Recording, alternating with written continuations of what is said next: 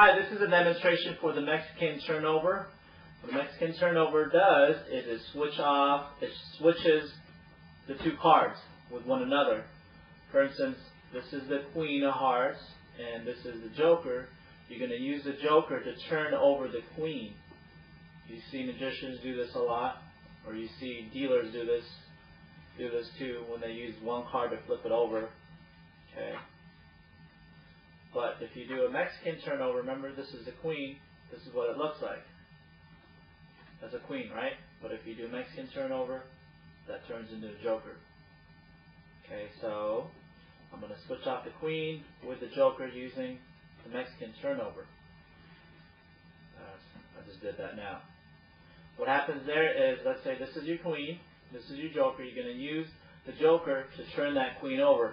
What you're actually doing is you're making the switch the last second.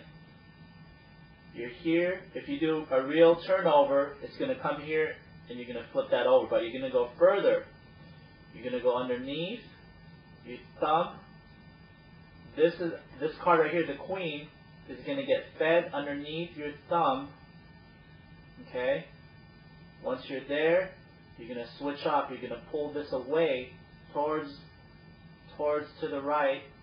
And then down here at the bottom, your bottom fingers down here are going to flip that card over.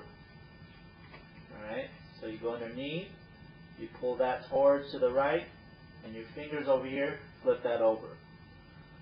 So instead of the card flipping this over, you're actually using your fingers to flip it over.